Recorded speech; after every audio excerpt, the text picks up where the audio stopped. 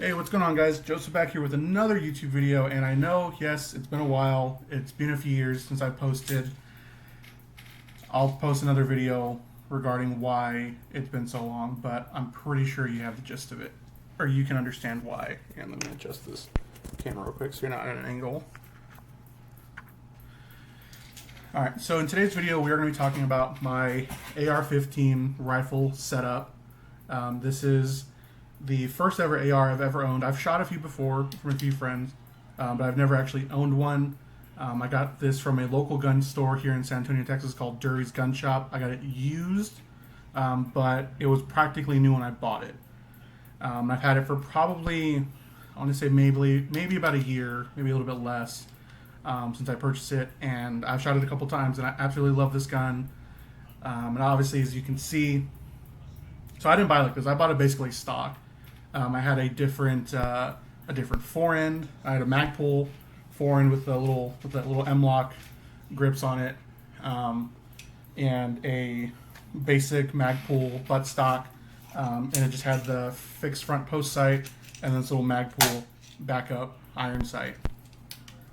So basically, I'm going to go over my thoughts on the firearm itself and the times that I've shot it. Unfortunately, I don't have any range footage because I haven't really been able to go to the range lately. Otherwise, I would put some in at the end of the video. But before we start, the one thing I do want to mention is that this is not going to be the complete one as of yet. I do have a couple more parts coming in. I'm going to be changing out this Magpul, I think it's an SL hand grip. Yeah, SL pistol grip for a K2 Magpul grip, which I have coming in the mail. I want to say today right now, as I'm filming this, it's Saturday the 13th, so I think by Monday the 15th is when I should have it. So I'm going to switch that out. It's going to be in flat dark earth, much like the buttstock. I'm also going to switch out this rail vertical grip that I have, which currently it's in the OD green, for a flat dark earth one, just to kind of match the buttstock and the charging handle, which the little ends on it I have are in flat dark earth. So the rifle itself is a Colt M4 CARBINE chambered in 5.56, which, if you know, or if you're in the gun world, Colt came out a few months ago and said that they are no longer making civilian AR-15s. They're strictly going to stick to a law enforcement military contract. So I kind of got this right as everything was changing, which I don't mind. Which, you know, like I said, I like it a lot. This is a full length firearm. It is 16 inches. It's not a short barreled rifle. It's not a pistol because obviously I have the buttstock on it. I will probably end up. I do plan on buying an AR pistol chambered in either 300 Blackout or 5.56 here in the near future, just because that's something that I would like to have, kind of like a truck gun, if you will, probably like a 10.5 or 11.5, just to have something a little bit smaller, because, you know, as much as I like this rifle, it's a little big, it's a little bulky. So for, you know, something that I want to have for self-defense in my car whenever we're driving, you know, something obviously a little bit smaller, because, you know, imagine me in the front seat having this, and I'm like, you know, like the guys from fucking Sicario, you know, when they, in the first movie, which I love the movie Sicario, so good.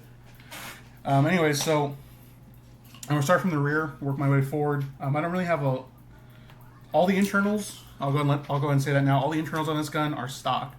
Mag release, bolt carrier group, trigger, barrel, all this is stock. The only, I guess you could call it an internal, but it's kind of external too because it's on the outside. The only one that I have changed has been the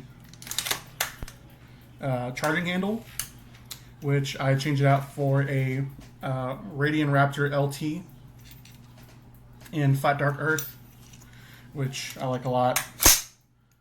It's an ambidextrous charging handle, so you can charge it either from the left or from the right hand side, and it goes. So I shoot right-handed, so whenever I charge, it's going to be from the right hand or from the left hand side. So it goes back pretty easy. If I was a lefty shooter and having to charge from the right, you know, I handle that with ease. So that's the only thing inside the gun itself I have changed. Like I said, other than that, Everything else is stock, you know, bolt carrier and all that kind of stuff. So starting at the rear, this is a Magpul ACS stock in flat dark earth. I don't know what ACS stands for. I think it's for like adaptive carbine / storage.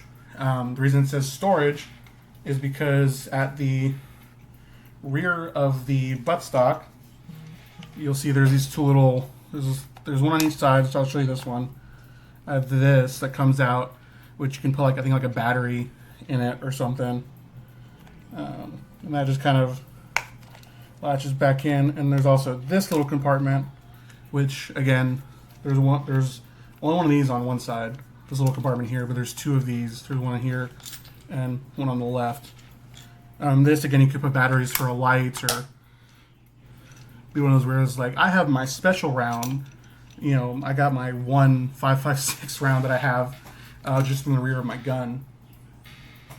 I like the stock a lot. It is a little bit bulky, but I chose that for a reason, because in case, like I said, if I ever need to carry extra batteries without necessarily needing to have them in a pocket or like in a bag or something, I can have them on my rifle and access them with relative ease if I ever need to change out batteries for either my rifle light, which I'll get to in a second, or like a pistol light like my Surefire X300 I have here on my Glock 17 lower. So I have that, and then here I have a Magpul attachment that takes the place of the, I think the D-ring or whatever it's called, the buff plate or something. I forget what the model of it is, but basically it has a little swivel hook here for a what's the word, Joseph? Y'all know what this is. A sling. Sorry, it's been a long day. Sling attachment point here on the rear. And I'll go over this sling here in a moment. I consider this part of my rifle setup, which is why I'm wearing it. And you can hook into it. It's only single point, and right now that's the only point of contact on this rifle I do have for a sling. I do plan on probably buying one that can fit on a Picatinny rail, or maybe even one that I can fit down here in front of where my foregrip would go. I'm going to take that back, probably just for the Picatinny, just to have that. Going up top, the sights that I have a fixed front sight post, so this is part of the barrel. I could remove this if I wanted to, but I personally don't really see a need to.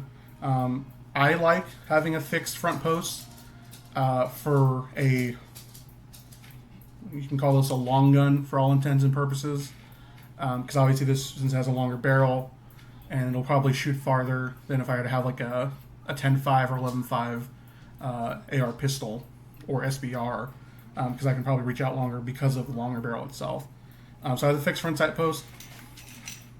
The rear flip-up sight is just a Magpul, standard Magpul flip-up sight with a dual aperture, so you can open it up if you need to, if you need a greater field of view. The actual sight I have on it itself is a Vortex Strikefire 2 with little pop-up sights. You always see these in video games and stuff, where this is like mounted directly to the Picatinny rail. This comes with a lower 1/3 mount, so you can actually co-witness the dot with the front sight post. So if you have a 0 with this, you can 0 this to match the front sight post, and your point of aim and point of impact will be relatively spot on. See if I can take the dot off itself, so I can show you all that real quick. Put this down. It doesn't drop. No, we're good. So this is the Vortex Strikefire Mark II. It takes one. Let me see. I have the box here. I forget what kind of battery it takes. And it's not going to tell me. Oh, here we go. It takes a CR2 battery, one CR2 battery, which is located in this little compartment here. I think there's, I don't think it has, oh yeah, right there. Got a little battery logo for anyone who's dumb. And it's got the activators here on the left-hand side. So you press the, see if the battery still works, yeah. So you press the up arrow to turn it on. I don't know how well this will show up on camera. Pretty sure I'm getting it there. If I'm not, oh well. It comes with red and green options for the light itself, and you can change the brightness setting to, let's see if I can get this thing like super bright. It's about as bright as it's gonna go. Cover it up with my hand. There you go. So if you can see that, which you should be able to, that's the highest brightness setting on the red. Let me change to the green. Nope, that turned it off. There you go. So you hold the down arrow, like you hold it down for a few seconds and it changes to green. And again, that's highest brightness on green. And again, there we go. Oh, there we go. So it's pretty nice to have. Go ahead and turn it off so I don't waste battery. And how it mounts is it has a little Picatinny mount there on the bottom of the light of the optic itself, and you just line it up with the little T crosses on your firearm, you know, rifle, AR pistol, whatever, and then you just tighten this little knob down, located here on the left-hand side, and it just will screw on to the equipment or to the rifle. It does have windage and elevation. I believe top is windage, and on the left hand side here, I don't know if you can see a little knob, there you go, that is for elevation, so that's your up and down, and windage essentially is your left to right. I like it a lot. It says, according to the box here, for longevity, it says max brightness 300 hours, minimum brightness 6,000 hours. Now, I don't know how well this, I know there's a lot of people out in the gun world that have night vision, and I don't really think that they're looking through a red dot whenever they're shooting with night vision on. I think that'd be dope, but night vision's like super hella expensive. So if any of my subscribers have night vision, hit your boy up and we can go night shooting. I think that'd be really dope. Let me go ahead and just mount this back on.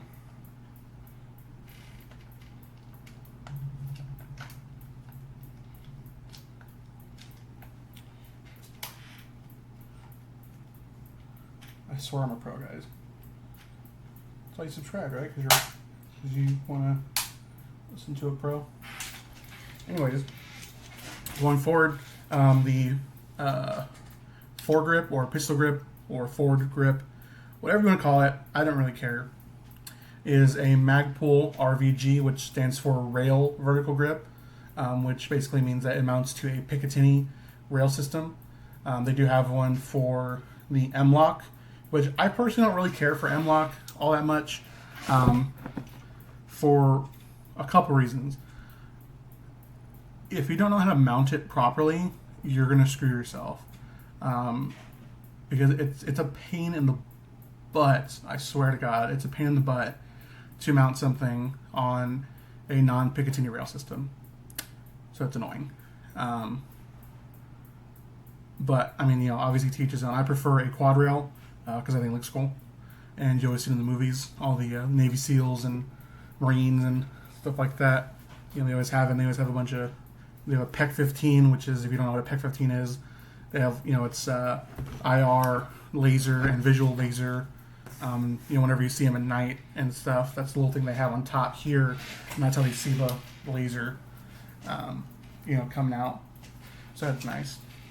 The light that I have is a Streamlight ProTac HLX.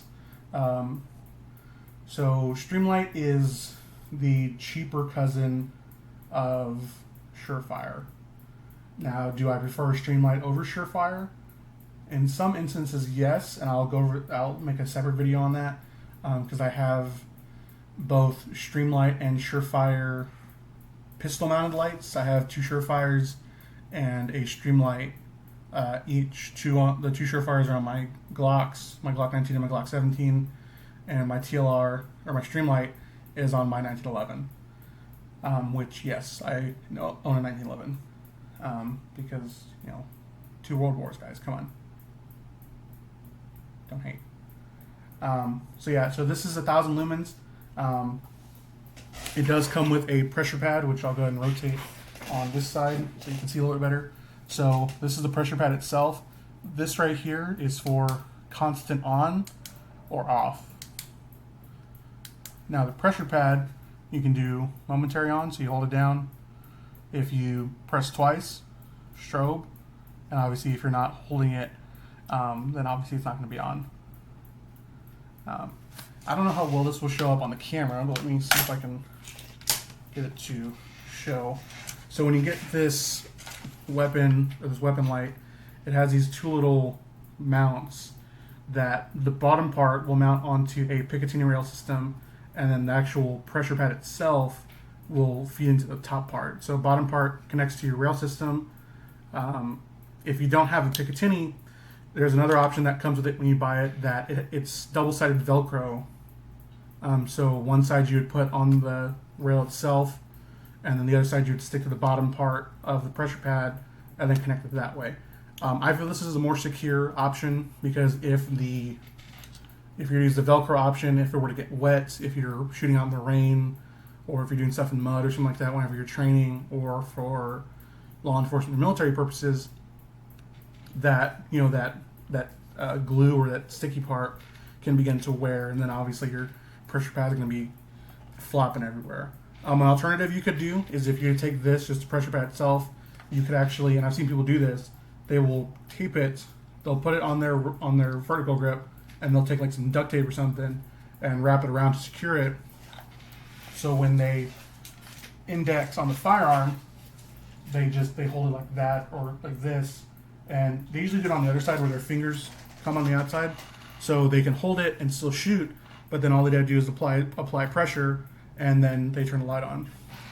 So I prefer it here because, like I said, when I shoot, when you raise the gun, all you have to do is index with your thumb. That's it. You just index with your thumb, and it doesn't matter how you hold it. If you're not using the light, you can do a full grip on the vertical grip, or if you are going to use light, like if you're clearing houses or clearing at night or doing nighttime shooting, and you hold it like this, so you still get a good grip to help mitigate recoil when you're firing, but then you can just do that. Or like I said, this one comes with a strobe. The wire itself is relatively long by most standards, at least from what I've seen. So I do have some duct tape going around the rear of my Picatinny rail system, just because it holds the wire in place, and I can't really find anything that makes more sense, at least at the time, at least right now. So that's basically my rifle setup. The one thing I did mention was my sling, which this is a Magpul MS1 sling. So it can go from a single point, which when you get it, it comes like this, so it's joined, but there is, that down again, make sure I don't drop it. So let me take this off and show you a little bit better. Alright. So there's a little tab here where you press it to one side and it locks it, so you can't open the little tooth. So that would secure it. So if you press it through again, and that lets the mouth open up so you can attach it to a sling point. Same thing on the secondary sling point. Right now it's locked, so I'm putting some pressure on it and it's not opening, so let me unsecure it and then take it off, and now I have a 2-point sling. So one could go to that rear sling point connection I have on the back of the rifle, and then if I ever get another one, put it on the front end or towards the front of the rifle, and that way if I'm working on like weapon transitions or anything like that, put the weapon behind me or down to my side, and if I need to draw a pistol, shoot, reload the rifle, do whatever I need to do whenever I'm training. So I like this sling a lot. I think the sling itself was probably, I want to say like maybe like $30 or $40. I might be misquoting. all of this Magpul stuff I got from Magpul's website. I got directly from Magpul. I didn't order through Amazon. So the sling attach point, the foregrip, the buttstock, the sling, all of it from Magpul's website.